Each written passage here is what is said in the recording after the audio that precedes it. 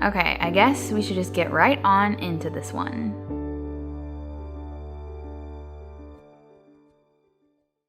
Welcome to Crocs in the Kitchen. I'm Jessica, and I'm not in the kitchen, and Brian's not here, so I guess this is more like one croc on a couch.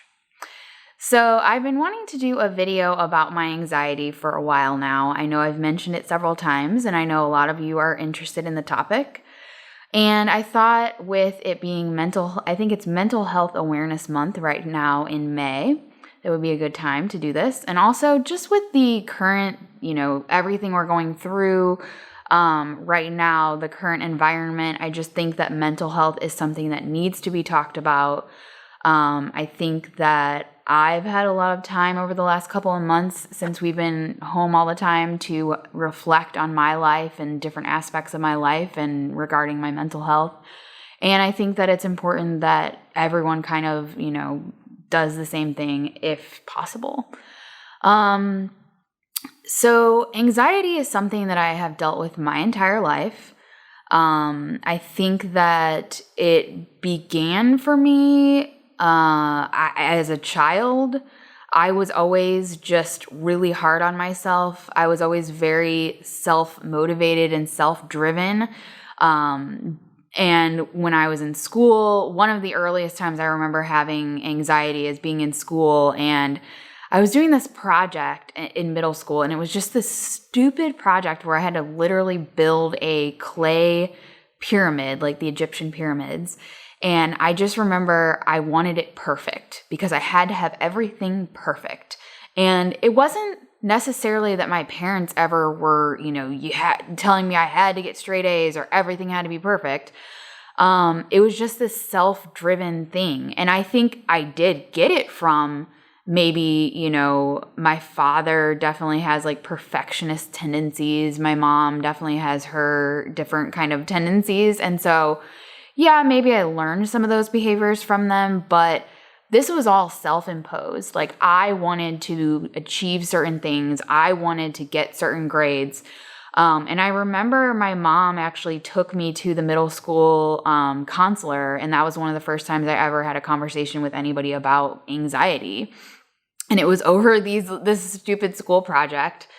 And back when I was in school, I would actually make myself physically sick in order to stay home from school because I was so anxious if I wasn't ready for the test or didn't have my project done.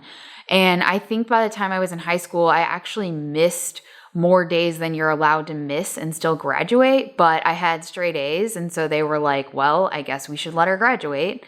But that was definitely all driven by my anxiety. And growing up, I guess other than that one time I went to the middle school counselor, which did really help me a lot. I do remember her name. I'm not going to say it, but I do remember her name, and it did really help me. And I was really glad that my mom had recognized that I needed to go talk to somebody, but I never had any kind of therapy. I never took any kind of, drugs for my anxiety, any of that kind of stuff. When I guess it was probably middle school as well, my mom actually started having panic attacks. And I have memories of laying on the floor of my bedroom as a child and with the door shut, and my mom wasn't home. She actually, I think, went to stay with her mom for a while she had the panic attacks, if I remember correctly.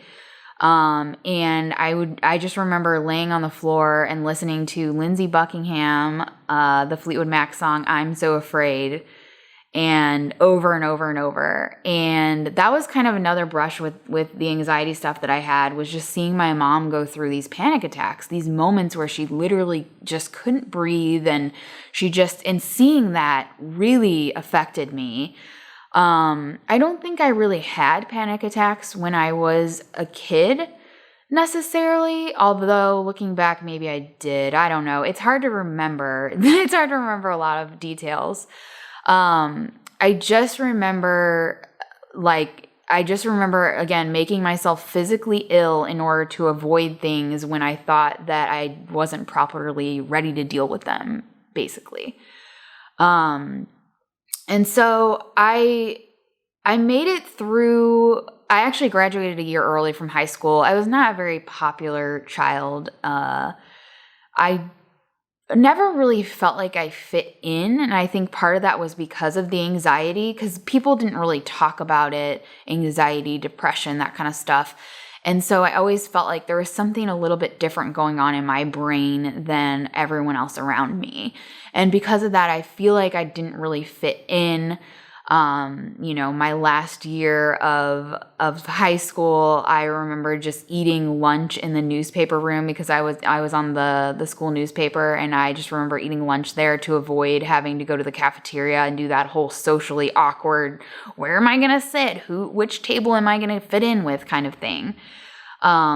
And I actually graduated a year early from high school because I learned that if I got enough credits and added up to the correct number, they would let me graduate a full year early. I know a lot of people did like 6 months early, but they let me graduate a year early. And so I was like, well, if I can get out of here earlier, that's, great. So here I am, this really driven, straight A student. I think my GPA when I graduated, not to like toot my own horn or anything, I had like a 4.24 GPA. I was like, I don't know, 9th or 10th, 11th, something like that in my class of like over 500 people. So here I am, and I didn't really have a plan for like where to go to college or do anything. I wanted to move away and try to do something, but I think, again, the anxiety kind of took hold. And I ended up just going to a local community college, and, I made it through that. I don't feel like my anxiety was as heightened during that time. And then in my second to last year of college, I met Brian. And Brian kind of changed me. I should mention, I was very painfully shy growing up. I always tell people I couldn't order food from a waiter or waitress at a restaurant. I would always like make my parents do it for me because I was so painfully shy. And a lot of that I think did have to do with my weight as well. And I guess looking back to the anxiety, a lot of that was probably caused by my weight. Because I was always like a chunky child. I felt like I was always overweight. And that's another reason probably actually I didn't feel like I fit in. So here I was, this weird, crazy, mental state, but also just feeling like very self-conscious. I remember one time I don't know if it was elementary or middle school, I actually broke a chair in one of my classes. Like the metal bent, and because I weighed too much for it probably. And I was like leaning back, and just the class laughing at me and being mortified. So I think all of this resulted in me just having a really low self-esteem, which then just, built onto the anxiety, the depression, the feeling out of place, the not fitting in. Actually looking back, it kind of all makes sense how it kind of all went down. But I met Brian, and Brian's this outgoing, character. He's like, everyone loves him. He's like the center. Like if he's one of those people that everyone just kind of gravitates around because he's just the guy. Like everyone wants to be friends with Brian, and he's, whatever. And so meeting him, he definitely put me into some situations where I kind of had to get out of my shell a little bit. And plus, like once we started dating and stuff, like I knew I had met the love of my life. And so, I didn't expect that to make me want to cry. I knew I had met the love of my life. And so I guess the self-esteem and that kind of stuff, it was like, well, he loves me for who I am and all the craziness and the anxiety and, the way that I looked and how much I weighed and all that stuff. Like he didn't mind any of that. And so I guess that kind of helped me for a while. But eventually, I graduated from college and went on into the work world, the stressful. I went right into a full-time job in radio, actually, and it was so stressful. Again, it was a lot of self-imposed stress. I'm very driven. I wanted to be the yes person. I wanted to be the person who could say, yeah, I can do anything. I can do that. I ended up staying at work, until crazy hours of the morning. Like I would come home at like midnight or so, and my parents would be like, where have you been? I'm like, I'm literally just working. And, I think that kind of started to rebuild that anxiety just because I was so stressed out at work and all that stuff. Brian and I, we did start losing weight, and I felt like the best self-esteem level between like Brian kind of getting me out of my shell and also me losing weight and feeling better about my body image and all that stuff. I feel like I kind of was in a really, really good place right before we got married. And then once we got married and we started gaining all the weight back, it definitely took a toll on my anxiety, and it definitely got worse over, we've been married for almost 9 years now, but I would say probably about 5 years into our marriage is when it was the worst. I had a year or two where I was just so low. I could barely, I'd be sitting at work in a meeting and I could barely make it through the meeting without just wanting to bawl my eyes out because I was just so anxious and so depressed. And it really took a toll on me. It took a toll on our marriage. It was a lot for Brian to deal with. He's put up with a lot over the years and stuck by me through a lot of this. I think the anxiety actually caused me to be a really bitter person, a very angry person. And I think the reason that is because I was so anxious about everything. So I can tell you guys a little bit about how my anxiety feels/felt.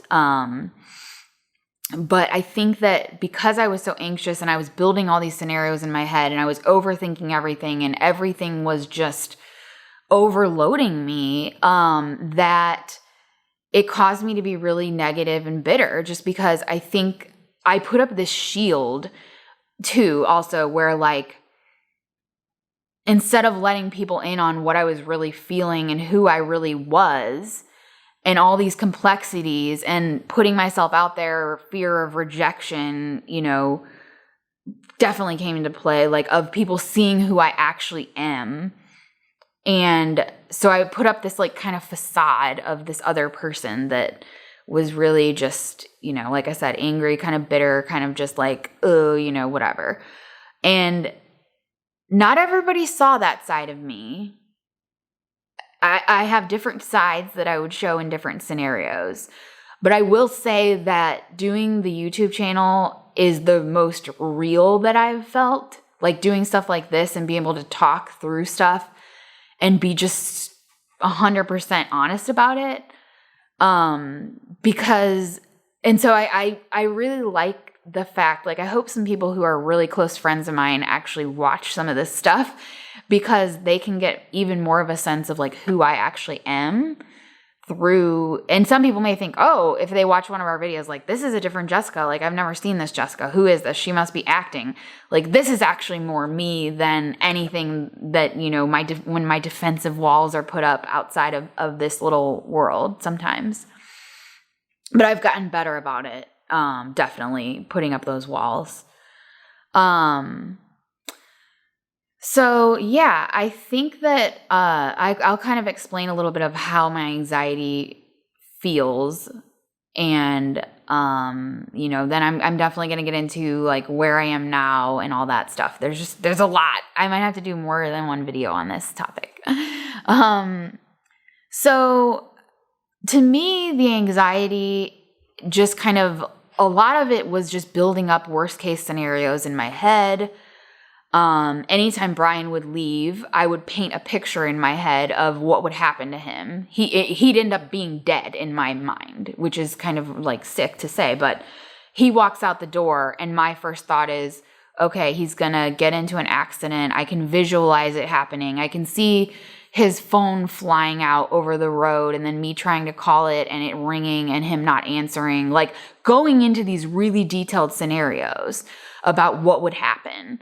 In order to cope with the anxiety, I would actually try to, this is so crazy, and I don't really like to admit this, but I would try to, when I was thinking of a scenario like that, a really bad scenario like that, I would try to convince myself that I'd be okay if that happened.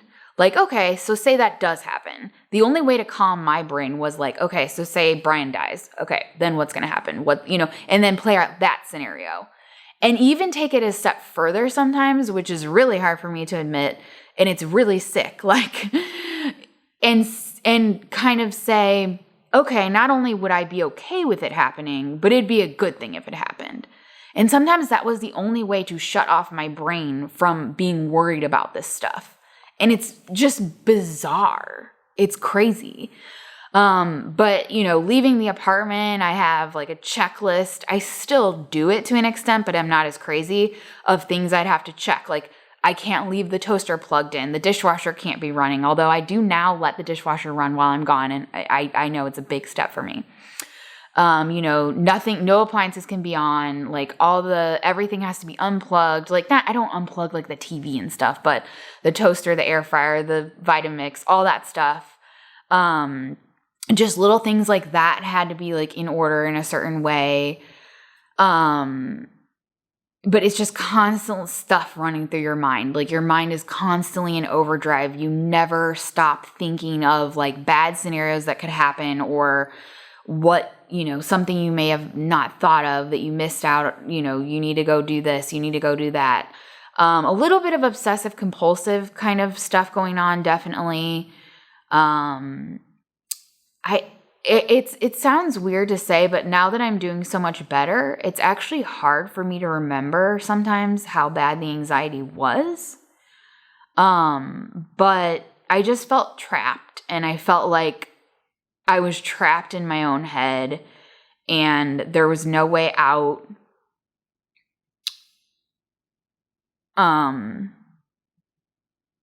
It's just so, if you guys have felt any kind of anxiety, it's just so overwhelming, and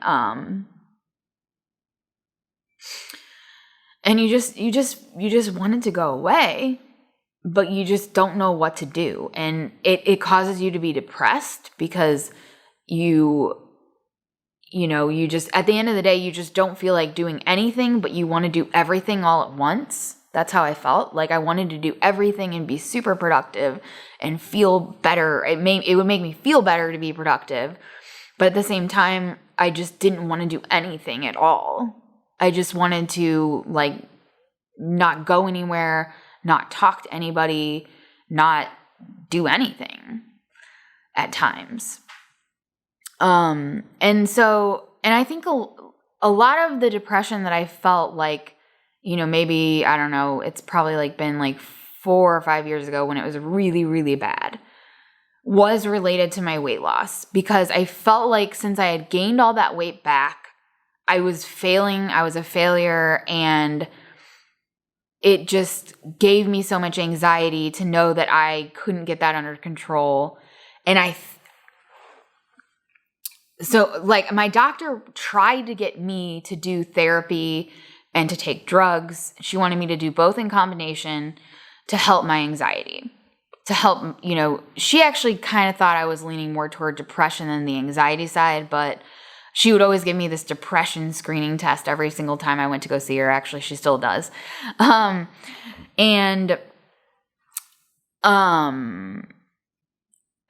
It's just, I was very resistant to do any of that. So I'm 34.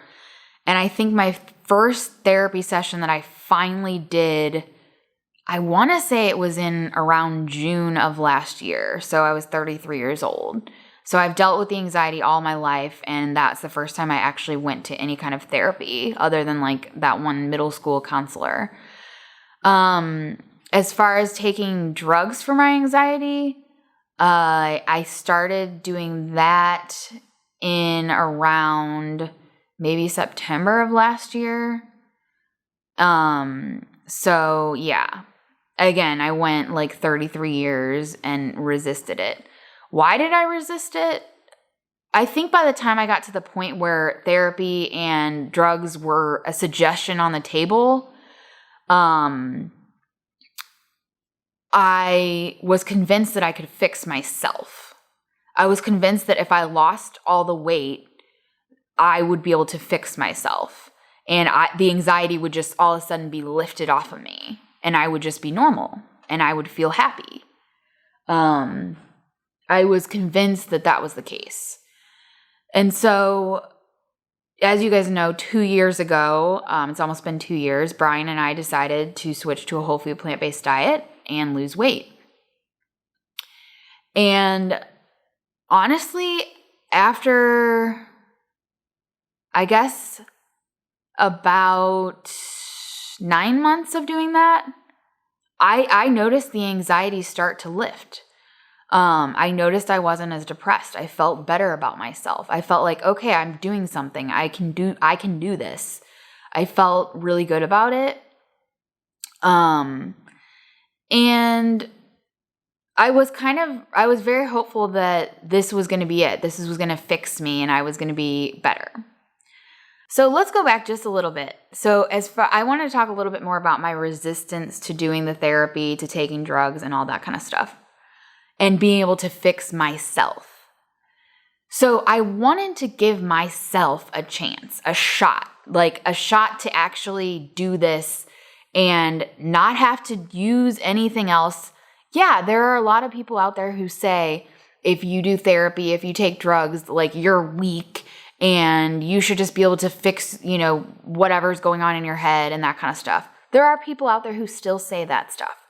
And people like me who are struggling with anxiety, there are people like me who buy into that and think, you know what? Yeah, it is going to make me weak. Taking drugs is just a cop-out, whatever. That's the kind of stuff that's out there. And that's why I'm making this video, because that is the kind of stuff that is just totally ridiculous.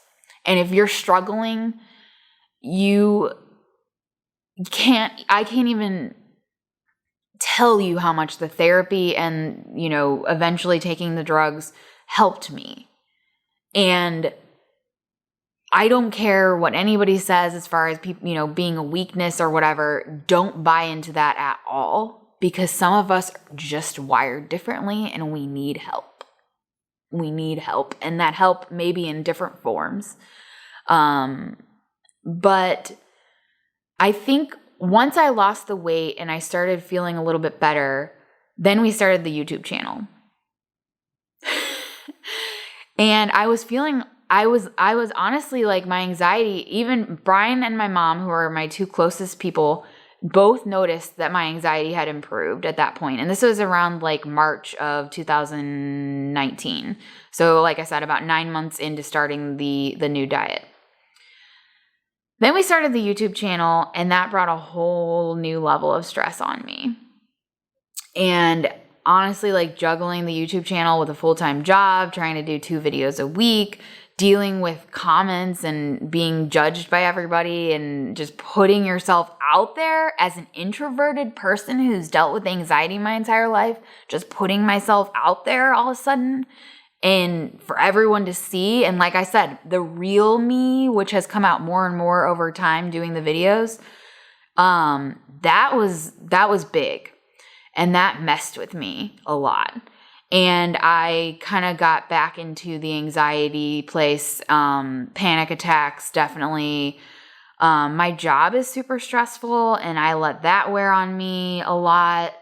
And so I kind of knew that I needed to do something. And I actually went to the doctor, and she prescribed me with some anxiety medication. And I got it, and I picked it up, and I put it in a drawer, and I didn't take it because I was still at that point just thinking that it would make me weak or whatever. I don't know. Then one day I actually had a conversation. I don't remember exactly when it was, but it was sometime after we had started the YouTube channel. I had a conversation with somebody, and that conversation changed my entire life. It was an hour long, I don't know, maybe an hour and a half long conversation. And the only reason that conversation happened was, the only reason I crossed paths with this person at that particular moment was because someone else had forgotten their phone, and she was bringing their phone to that person. And so you just think about that, and you think about, like, if that person hadn't forgotten their phone and then this other person was bringing the phone, and I wouldn't have had this conversation with her. And that conversation changed my entire life. And I know, like I've told her about this and I joke about it, but like it's definitely true. And what it was is she has very similar anxiety to me, and she said something in a way that just clicked with me. And about therapy, about taking medication, she said something in a way that, and I don't even remember some of the, I think I wrote some of it out to Brian, like in a text message, so I can probably find some of the details of that conversation, which I wish I had more details of it, but I just remember her saying just so much stuff that just clicked with me all of a sudden. And I was then open to the therapy. And I think it took me until June to get in actually with a therapist. And I did the thing where I would go through lists of therapists that they provided me and knock them out one by one. Well, this one specializes in this and that's not going to help me. This one I looked up on Facebook and she looks kind of crazy. I don't want to talk to her. This one, and it was all just me kind of delaying the inevitable. But I finally found a therapist and I made an appointment. It was for 2 months out because that's the earliest I could get in. But I told her on the phone, I was like, honestly, she's like, well, I can help find you somebody else that can get you in sooner. And I was like, honestly, I am this close to making this appointment. If I have to start this process over again, I don't know when it's going to happen. So let's just make the appointment. It was for like June, I think, of last year. And I'm telling you, I walked out of that first therapy session and I called Brian and I said, I can't believe that it has taken me this long to do that. I felt so good about it. It felt so good just to talk and to have somebody who could say, I knew exactly like how I was, what my thought processes were and how to help me fix them. And I just cannot express to you enough, if you're thinking about doing therapy, just try it. Now, I got lucky. I do realize that. I got really lucky and I found somebody that clicked and worked for me right off the bat. First therapist I went to worked perfectly for me. And I'm still seeing her to this day. And she just, I go like every other week pretty much. Right now we're doing like phone sessions, but I'm telling you, it's just made such a huge difference. And I did that for a few months and I still was struggling with some of the anxiety. I was starting to improve, but she thought it would be a good idea. And my doctor also thought it would be a good idea for me to try some anxiety medication. And so my doctor wanted me to take one kind that was more for depression.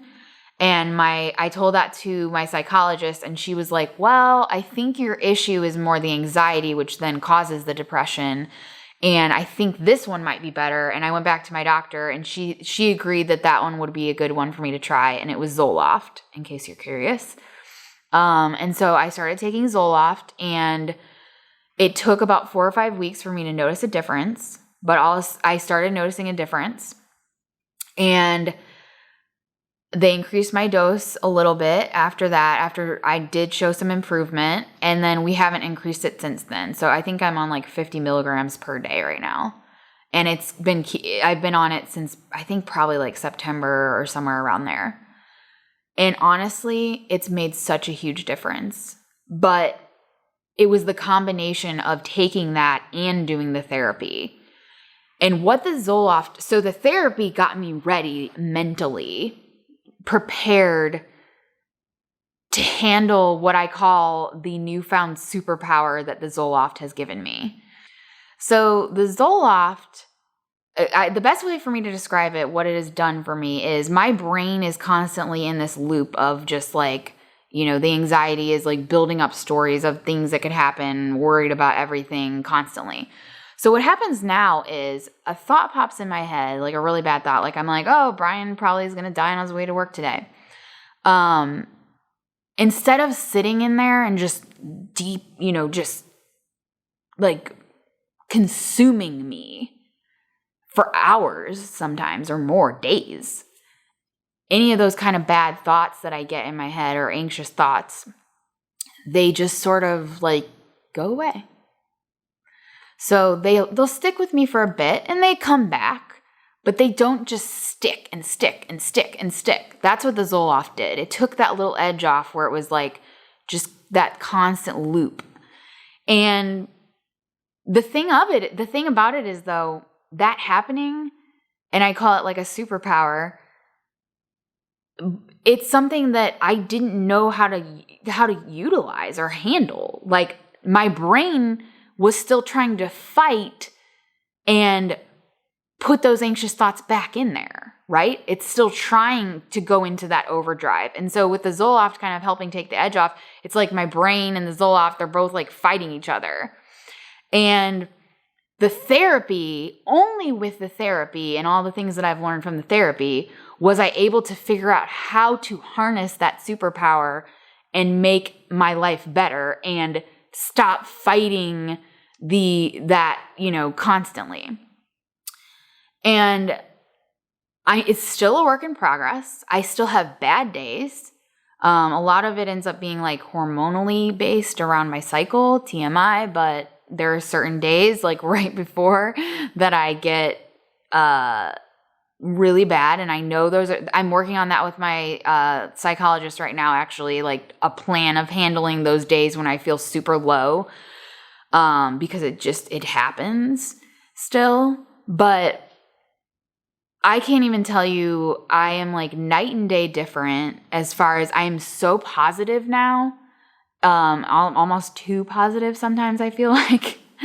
My outlook on life, I'm looking forward to the future. There's all new possibilities in my future because of this. And none of this would have been possible. I think that my mom actually said to me, because I've opened up to her about some of the stuff even more. I've been pretty open with her my entire life, but she told me she wished that she had been able to get me help sooner. And like seeing how good I'm doing now, she wished that she'd been able to get me that help a lot sooner, right? Any mother would say that. But I kind of told her, it's like, I feel like everything had to happen in this certain way. I had to go through certain things. I had to do this myself because that's the kind of person I am. I had to be ready for the help myself. And, just all the dominoes fell into place. I think it started with the weight loss, this whole new lifestyle. I think the YouTube channel, although it brought on anxiety, has given me some kind of purpose to all of this too. And so I know a lot of you may be watching like, well, if this gives you anxiety, like you should stop doing it. No, like it also has given me this whole new community. It's given me this new outlet. It's given me these kind of opportunities to really just talk and reflect on myself, but also share it with other people, and maybe it can benefit them. And, then it was that conversation that I had with that person that really just kind of pushed me over the edge. The therapy, and then, the anxiety medication, everything kind of coming together. And yeah, like someday would I like to get off the anxiety medication? Yeah, sure, of course I would. But I'm just handling this day by day. I know how I'm feeling right now. I know what it's done for me, what all of this has done for me. And again, with my mother saying like she wished that she'd helped me sooner, I'm glad that I've been through the things that I've been through, and I've hit the lows that I've hit and all that stuff, because it just makes me more able to relate to other people who are going through similar things. And it shaped me into the person that I am. Like I was actually afraid to lose all of the anxiety, because the anxiety has shaped me into the person that I am. And like, it's given me some good qualities too. The perfectionist tendencies and stuff like that. It's made me a really hard worker, have a really good work ethic and that kind of stuff. It's made me, I think, a lot more empathetic. It's done a lot for me that are positive things. So you don't want to like erase it and become this like personality-less person and just completely get rid of it. You just want to be able to harness it and use it for good versus just having this thing bogging you down.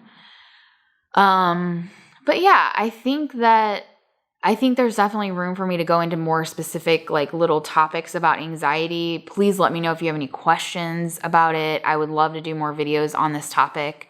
I know this one's gotten quite long and detailed and a lot of information. about my life. But I kind of just wanted to lay it all out there and get it kind of just a little bit of my story, just an overview of what I've dealt with and how I've been able to change. I think it just takes a lot of work. There's no magic pill to solve it all. You have to put in the work too.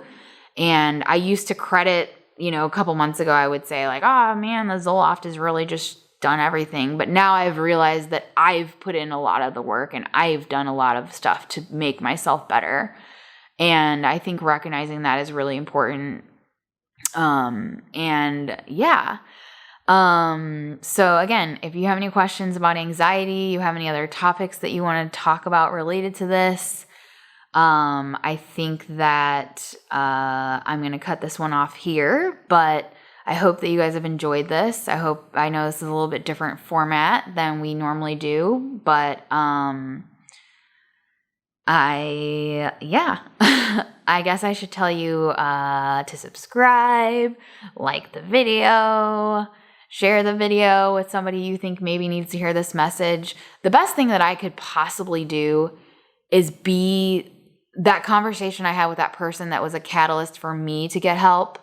Finally, if I could be that person to one other person in this world and pass that on, I would feel just amazing about that. So yeah, I feel really weird just like ending this because it's like just so different of a video and I don't know how to end it, but you